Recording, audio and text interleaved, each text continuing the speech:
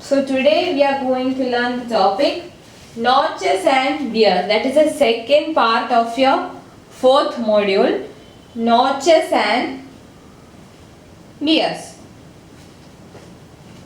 Notches and wears are used for measuring rate of flow of water in open channel. Open ചാനലിലൂടെയുള്ള discharge measure ചെയ്യാൻ ഉപയോഗിക്കുന്നതാണ് നോച്ചസും വിയേഴ്സും. Notches and wears are used for measuring the rate of flow of water in open channels. Open channel flow measure ചെയ്യാൻ use ചെയ്യുന്നതാണ് notches and wears. And a notch may be defined as an opening provided in the side of a tank or channel such that liquid surface in the tank or channel is below the top edge of the opening. അപ്പോൾ notch എന്താണ്? Notch എന്ന് പറയുന്നത് ഒരു ടാങ്കിന്റെ സൈഡിലോ ചാനലിന്റെ സൈഡിലോ ആയിട്ട് വെക്കുന്ന ഒരു ഓപ്പണിംഗ് ആണ്, പ്രൊവൈഡ് ചെയ്തേക്കുന്ന ഒരു ഓപ്പണിംഗ് ആണ്.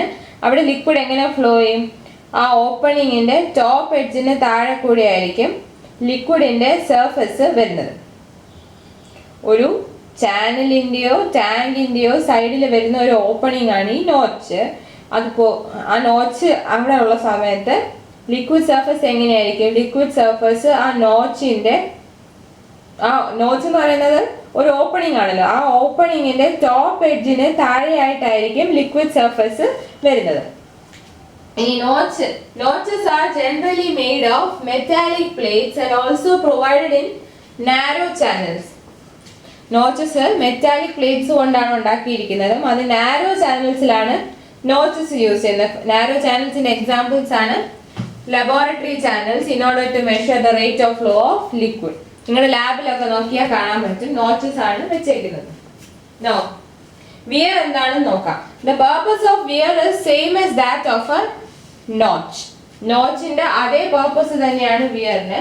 പക്ഷെ ഡിഫറൻസ് എന്താണെന്ന് വെച്ചാൽ അതിന്റെ സൈസിലും കൺസ്ട്രക്ഷനിലും ആണ് നോച്ചും വിയറും തമ്മിലുള്ള ഡിഫറൻസ്. അപ്പോൾ വിയറും ഒരു ഫ്ലോ മെഷറിംഗ് ഡിവൈസ് തന്നെയാണ്. അത് എവിടെ യൂസ് ചെയ്യുന്നത്? ഓപ്പൺ ചാനൽസിലാണ് യൂസ് ചെയ്യുന്നത്. പക്ഷെ സൈസിലും കൺസ്ട്രക്ഷനിലും നോച്ചുമായിട്ട് അതിന് ഡിഫറൻസ് ഉണ്ട്. വിയർ എന്ന് പറയുമ്പോൾ കുറച്ചും കൂടെ ബിഗർ സൈസ് ആയിരിക്കും. അത് കോൺക്രീറ്റോ മെയ്സൺറിയോ കൊണ്ട് ഉണ്ടാക്കിയിരിക്കുന്ന ഒരു സ്ട്രക്ചർ ആയിരിക്കും. And it will be built across A river or stream in order to measure the rate of flow of water in rivers or streams. റിവേഴ്സിലോ സ്ട്രീംസിലോടുള്ള വാട്ടറിന്റെ റേറ്റ് ഓഫ് ഫ്ലോ അല്ലെങ്കിൽ ഡിസ്ചാർജ് മെഷർ ചെയ്യാനാണ് നമ്മൾ വിയേഴ്സ് യൂസ് ചെയ്യുന്നത്. അതായത് കുറച്ചും കൂടെ wider ചാനൽസിലായിരിക്കും.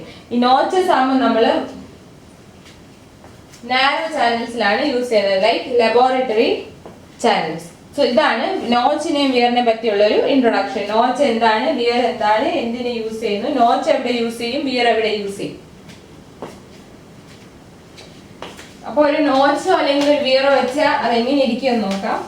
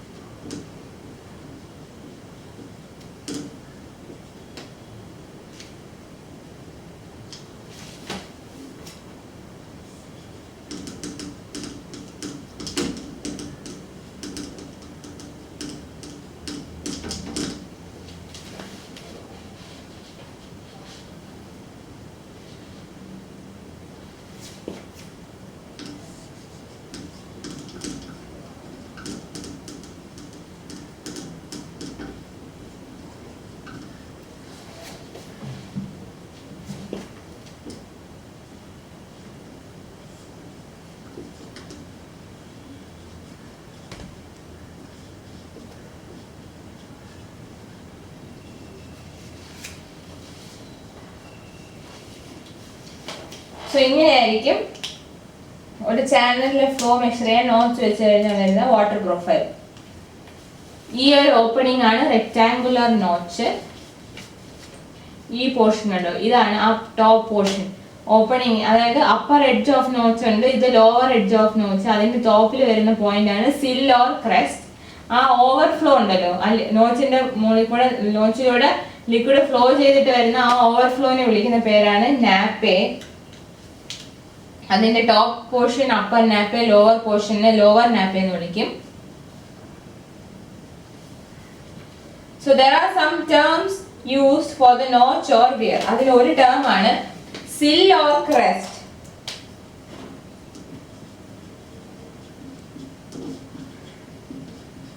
Crest or sill.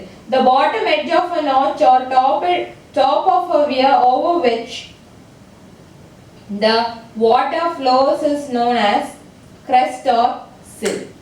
Notch in the bottom edge അല്ലെങ്കിൽ top of a weir, notch in the bottom edge അല്ലെങ്കിൽ weir in the top over which the water flows. ആ point, ആ പോർഷനെ വിളിക്കുന്ന പേരാണ് crest or sill. നോച്ചിന്റെ case ആകുമ്പോൾ bottom edge of a notch, ഇതാണ് bottom edge of a notch.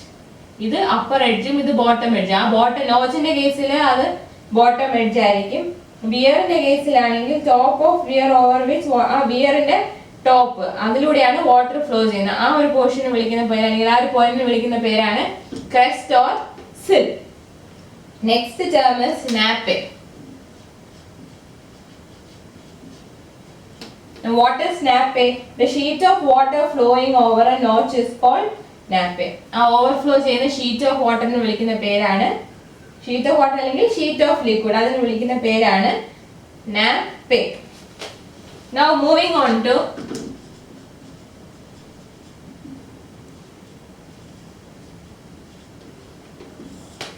classification of notches. First one is be according to the shape of opening.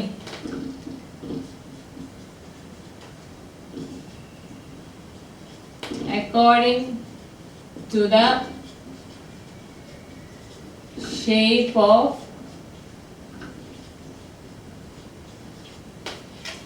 ഓപ്പണിങ്ങിന്റെ shape അനുസരിച്ച് നമുക്ക് 5 രീതിയിൽ ക്ലാസിഫൈ ചെയ്യാം. rectangular notch, triangular notch, trapezoidal notch, stepped notch and parabolic notch. Rectangular, triangular, trapezoidal, stepped and parabolic.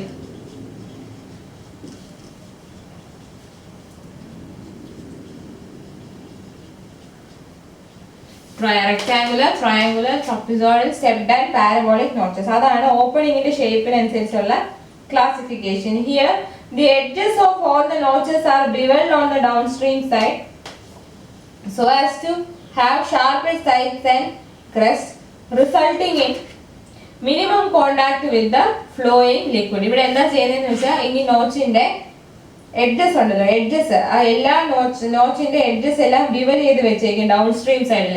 Downstream സൈഡിൽ edges bevel ചെയ്ത് വെക്കുന്ന കാരണം sharp edged സൈഡ്സും ക്രെസ്റ്റും ആണ് ഉണ്ടാകുന്നത്. ബിവൽ ചെയ്യുന്നത് കാരണം ഷാർപ്പ് എഡ്ജ്ഡ് സൈഡ്സും ക്രെസ്റ്റും ഉണ്ടാകും. അതുകൊണ്ട് എന്താണ്, ഫ്ലോയിങ് ലിക്വിഡിന് നോച്ചുമായിട്ടുള്ള കോണ്ടാക്ട് വളരെ മിനിമം ആയിരിക്കും. അപ്പം the liquid surface is always below the top edge of the notch and a notch is usually provided with only a crest or sill and sides with no top edge. അതായത് നമുക്കറിയാം നോച്ചിന്റെ കേസിൽ liquid എപ്പോഴും top സർഫസിന്റെ top എഡ്ജിന്റെ താഴെ ആയിരിക്കും. അതുകൊണ്ട് തന്നെ നമ്മൾ നോച്ചൊക്കെ construct ചെയ്യുമ്പോഴത്തേക്കും അല്ലെങ്കിൽ നോച്ചൊക്കെ ഫാബ്രിക്കേറ്റ് ചെയ്യുന്ന സമയത്ത് അതിന് ക്രെസ്റ്റും സൈഡ്സും മാത്രമേ പ്രൊവൈഡ് ചെയ്യാറുള്ളൂ, ടോപ്പ് എഡ്ജ് പ്രൊവൈഡ് ചെയ്യാറില്ല. Clear? So according to the shape of opening, it can be classified into rectangular notch, triangular notch, trapezoidal notch, stepped notch and parabolic notch. നമ്മൾ സൈഡ്സ് ഒക്കെ ബിവൽ ചെയ്ത് വെച്ചേക്കും. സൈഡ്സും അല്ലെങ്കിൽ ഡൗൺ സ്ട്രീം സൈഡ് ബിവൽ ചെയ്ത് edges എല്ലാം down stream സൈഡിൽ നമ്മൾ bevel ചെയ്ത് വെച്ചേക്കും. കാരണം എന്താണ്, ബിവൽ ചെയ്യുന്നത് കാരണം ഷാർപ്പ് എഡ്ജ്ഡ് സൈഡ്സും ക്രെസ്റ്റും ഉണ്ടാകുന്നു. അപ്പം അങ്ങനെ ഷാർപ്പ് സൈഡ്സും ക്രസ്റ്റും ഉണ്ടാകുന്നത് കൊണ്ട് ഫ്ലോയിങ് ലിക്വിഡിന് നോച്ചുമായിട്ട് വരുന്ന കോണ്ടാക്ട് കുറവായിരിക്കും. പിന്നെ നോച്ചിന്റെ കേസിൽ നമുക്കറിയാം top of the liquid surface will be below the top edge of notch. നോച്ചിന്റെ ടോപ്പ് എഡ്ജിന് താഴെയായിരിക്കും ലിക്വിഡിന്റെ ഫ്രീ സർഫേസ് വരുന്നത്. അതുകൊണ്ട് തന്നെ നമ്മളൊരു നോച്ചിനെ കൺസ്ട്രക്ട് ചെയ്യുമ്പോൾ അതിന് സില്ലും കൊടുക്കും സൈഡ്സും കൊടുക്കും, പക്ഷെ ടോപ്പ് എഡ്ജ് പ്രൊവൈഡ് ചെയ്യാറില്ല. സില്ലും സൈഡ്സും കൊടുക്കും, ടോപ്പ് എഡ്ജ് പ്രൊവൈഡ് ചെയ്യാറില്ല. ഒന്ന് രണ്ട് നോച്ചിന്റെ ഫിഗർ വരയ്ക്കാം, അപ്പൊ നിങ്ങൾക്ക് മനസ്സിലാവും.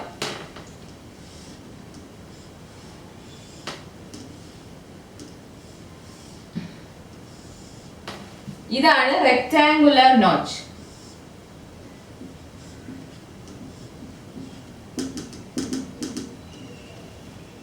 Rectangular notch. So this is the sill. സില്ലിന് മേലിൽ വാട്ടർ എത്ര ഹൈറ്റിലുണ്ടോ അതാണ് എച്ച്. ഇത് വിഡ്ത്ത് ഓഫ് നോച്ച് ആണ് എൽ. ഇവിടുത്തെ ഓപ്പണിംഗ് കണ്ടോ, ഈ ഓപ്പണിംഗ് എന്ന് പറയുന്നത് റെക്ടാങ്കുലർ ഷേപ്പ് ആണ്. അതുകൊണ്ടാണ് ഇതിനെ റെക്ടാങ്കുലർ നോച്ച് എന്ന് വിളിക്കുന്നത്.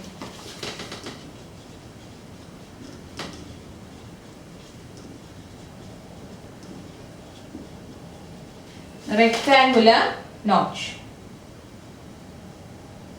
അതുപോലെ ഈ ഷേപ്പ് മാറുന്നതനുസരിച്ച് അതാത് പേര് വരും. ഓപ്പണിംഗ് ട്രയാങ്കുലർ ആകുമ്പോൾ ട്രയാങ്കുലർ നോച്ച് ആവും, ട്രപ്പിസോയിഡൽ ആകുമ്പോൾ ട്രപ്പിസോയിഡൽ നോച്ച് ആവും, സ്റ്റെപ്ഡ് ആകുമ്പോൾ സ്റ്റെപ്ഡ് നോച്ച് ആവും.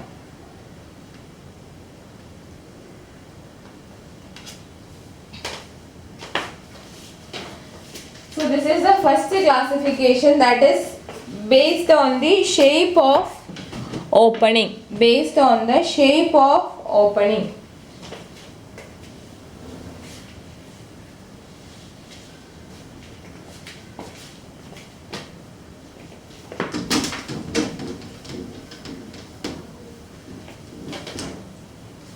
Next classification is according to the end contraction of nappe.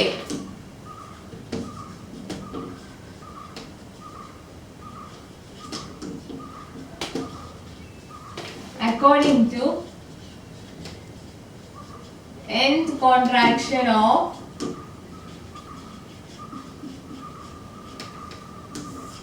according to the end contraction of nappe.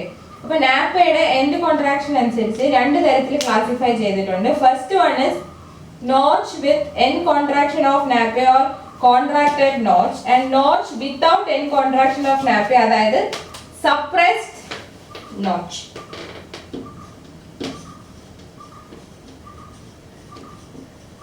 Contracted നോച്ചും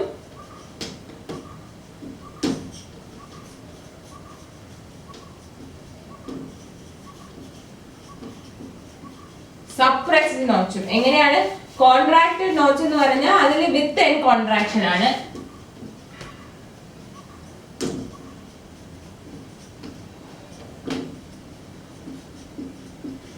and suppressed notch ആകുമ്പോൾ without end contraction. Contracted നോച്ചും suppressed നോച്ചും. അപ്പൊ എങ്ങനെയാണെന്ന് നോക്കാം. The effect of the sides on the nappe coming out from a notch is called end contraction. അതായത് വിയറിന്റെ sides കൊണ്ട് നാപ്പയിൽ ഉണ്ടാകുന്ന effect, അതിനെയാണ് എൻഡ് കോൺട്രാക്ഷൻ എന്ന് വിളിക്കുന്നത്. Effect of sides on the nappe coming out from a notch. Sides കൊണ്ടുണ്ടാകുന്ന നോച്ചിൽ നിന്ന് വരുന്ന നാപ്പയിൽ സൈഡ്സ് കൊണ്ടുണ്ടാകുന്ന ഇഫക്റ്റിനെയാണ് എൻഡ് കോൺട്രാക്ഷൻ എന്ന് വിളിക്കുന്നത്. So if the sides of a notch cause the contraction of nappe, then it is said to be a notch with end contraction. When ഏതെങ്കിലും നോച്ചിന്റെ sides കാരണം നാപ്പയിലെ നാപ്പയ്ക്ക് contraction സംഭവിക്കുന്നുണ്ടെങ്കിൽ അങ്ങനെയുള്ള നോച്ചിന് വിളിക്കുന്ന പേരാണ് notch with end contraction or contracted notch. അതേസമയം നോച്ചിന്റെ sides കാരണം നാപ്പയ്ക്ക് contraction ഉണ്ടാവുന്നില്ല എന്നുണ്ടെങ്കിൽ അങ്ങനെയുള്ള നോച്ചിന് വിളിക്കുന്ന പേരാണ് notch without end contraction or suppressed notch. അപ്പോ എന്താണ് ഈ end contraction? The effect of sides of notch on the nappe coming out from a notch. ഒരു നോച്ചിൽ നിന്ന് വെളിയിൽ വരുന്ന നാപ്പയിൽ നോച്ചിന്റെ സൈഡ്സ് കൊണ്ടുണ്ടാവുന്ന ഇഫക്ട്സ്, അതിനെ വിളിക്കുന്ന പേരാണ് എൻഡ് കോൺട്രാക്ഷൻ. അതിന് വിളിക്കുന്ന പേരെന്താണ്? nth contraction.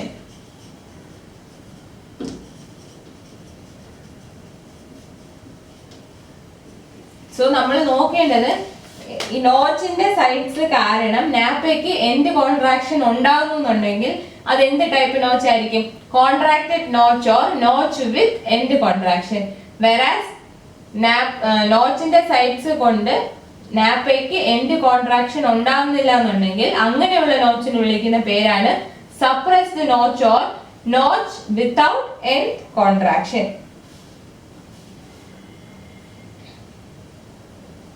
Notches provided in the sides of tanks or vessels are essentially the notches with end contraction. ടാങ്കിന്റെയോ വെസലിന്റെയോ സൈഡിൽ പ്രൊവൈഡ് ചെയ്യുന്ന നോച്ചസ് എല്ലാം നോച്ചസ് വിത്ത് എൻഡ് കോൺട്രാക്ഷൻ ആണ്. But in case of open ചാനൽസിന്റെ കേസിൽ if the crest width of notch is less than width of channel, open ചാനലിന്റെ കേസിൽ നോച്ചിന്റെ ക്രെസ്റ്റ് വിഡ്ത്തും ചാനലിന്റെ വിഡ്ത്തിനേക്കാളും കുറവാണെന്നുണ്ടെങ്കിൽ then it is a notch with end contraction. പക്ഷേ crest width of notch equal to width of channel ആണെങ്കിൽ it is a notch without end contraction. So നമ്മളൊരു ടാങ്കിന്റെയോ വെസലിന്റെയോ സൈഡിൽ പ്രൊവൈഡ് ചെയ്യുന്ന നോച്ച് ആണെങ്കിൽ അത് കൺട്രാക്റ്റഡ് നോച്ച് ആയിരിക്കും. ഫസ്റ്റ് വൺ കൺട്രാക്റ്റഡ് നോച്ച് ആയിരിക്കും. അതേസമയം നമ്മൾ ഓപ്പൺ ചാനലിൽ പ്രൊവൈഡ് ചെയ്യുന്ന നോച്ചിന് രണ്ട് രീതിയുണ്ട്. അതായത് ഓപ്പൺ ചാനലിന് ഒരു വിഡ്ത്ത് ഉണ്ട്, നോച്ചിന്റെ ക്രെസ്റ്റിന് ഒരു വിഡ്ത്ത് ഉണ്ട്. ഇപ്പൊ നോച്ചിന്റെ ക്രെസ്റ്റ് വിഡ്ത്ത് ഓപ്പൺ ചാനലിന്റെ വിഡ്ത്തിനേക്കാളും കുറവാണെങ്കിൽ കൺട്രാക്റ്റഡ് നോച്ച് ആയിരിക്കും. അതേസമയം ഓപ്പൺ ചാനലിന്റെ വിഡ്ത്ത് തന്നെയാണ് നോച്ചിന്റെ ക്രെസ്റ്റിന്റെ അല്ലെങ്കിൽ സില്ലിന്റെ വിഡ്ത്ത് എന്നുണ്ടെങ്കിൽ അത് സപ്രസ്ഡ് നോച്ച് ആയിരിക്കും.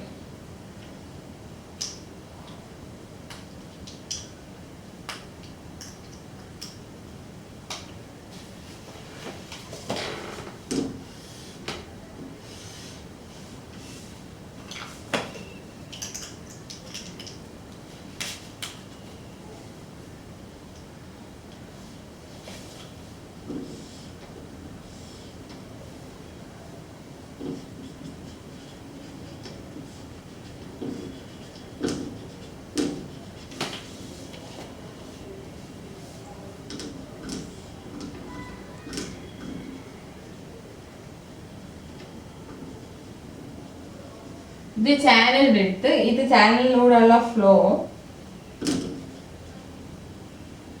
ചാനൽ ഇതാണ് വിയർ വിഡ്ത്ത്. സോ ഇവിടെ വിഡ്ത്തും ചാനൽ വിഡ്ത്ത് സെയിം ആയിട്ട് വരുന്നു. സോ ഇതെന്താണ്? ഇവിടെ എൻഡ് കോൺട്രാക്ഷൻ ഇല്ലാത്തതുകൊണ്ട് this is a suppressed weir. അതേസമയം എൻഡ് കോൺട്രാക്ഷന് ഒന്നെങ്കിൽ ഒരു സൈഡിൽ വരാം അല്ലെങ്കിൽ രണ്ട് സൈഡിൽ വരാം. എൻഡ് കോൺട്രാക്ഷൻ ഒരു സൈഡിലോ രണ്ട് സൈഡിലോ വരാം.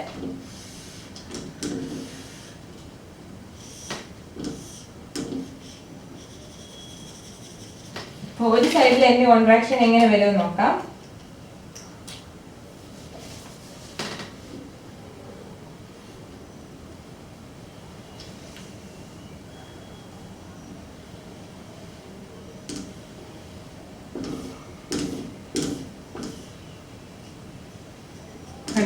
ഈ ഒരു സൈഡിൽ ലെഫ്റ്റ് സൈഡില് എൻഡ് കോൺട്രാക്ഷൻ ഉണ്ട്. ഇവിടെ end contraction on one side. അതുപോലെ അപ്പുറത്തെ സൈഡിൽ എൻഡ് കോൺട്രാക്ഷൻ വരുന്നെങ്കിൽ രണ്ട് സൈഡിലും end contraction on two sides. Weir with both sides end contraction. So end contraction രണ്ട് രീതിയിൽ വരാം. ഒന്നെങ്കിൽ ഒരു സൈഡിൽ വരാം അല്ലെങ്കിൽ രണ്ട് സൈഡിൽ വരാം.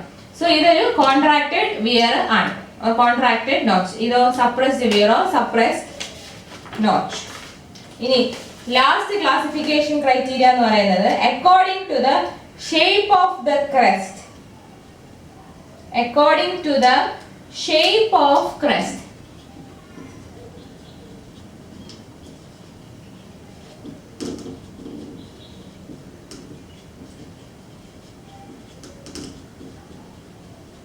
According to the shape of crest. 4 types classification ഉണ്ട് ഇവിടെ. Sharp crested weir, sharp crested weir, then broad crested weir,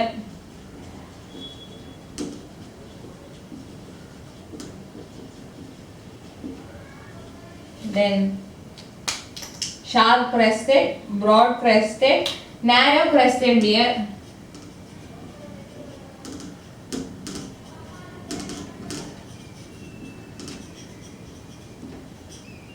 and the last one ogee crest shaped weir.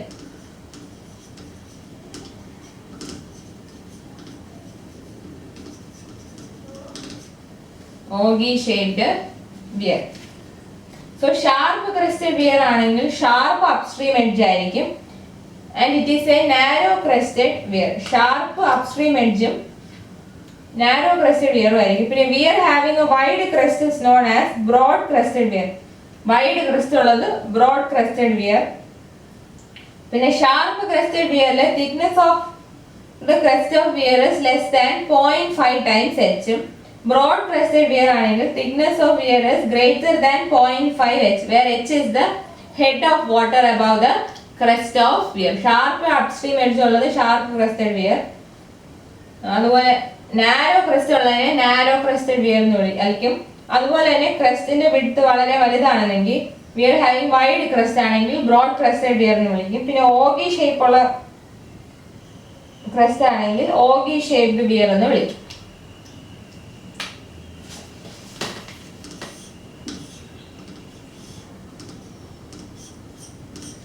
ഇതൊരു ഷാർപ്പ് ക്രെസ്റ്റഡ് വിയർ.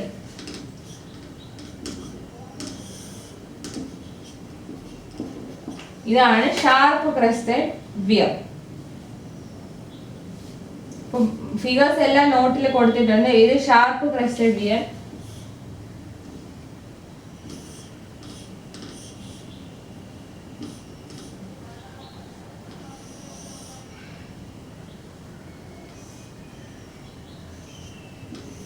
ഇതെന്ന് പറയുമ്പോൾ broad crested weir. So sharp crested weir, broad crested weir, narrow crested weir and ogee shaped weir. Figures എല്ലാം നോട്ടിലുണ്ട്. So these are the various classifications of weir. Wears അല്ലെങ്കിൽ നോച്ചസിനെ നമുക്ക് 3 criteria base ചെയ്താണ് classify ചെയ്യുന്നത്. അതിലെ first one എന്ന് പറയുന്നത് according to the shape of opening. Second one, shape of opening വെച്ച് എന്തെല്ലാം ഉണ്ടായിരുന്നു? rectangular notch, triangular notch, trapezoidal notch, stepped notch and parabolic notch. Second one, according to the end contraction of nappe. അതിൽ contracted notch ഉണ്ട്, suppressed notch ഉണ്ട്. Third one is according to the shape of the crest. ക്രെസ്റ്റിന്റെ shape അനുസരിച്ച് എങ്ങനെയാണ് classify ചെയ്തിരിക്കുന്നത്? broad crested weir, sharp crested weir, narrow crested weir and ogee shaped weir.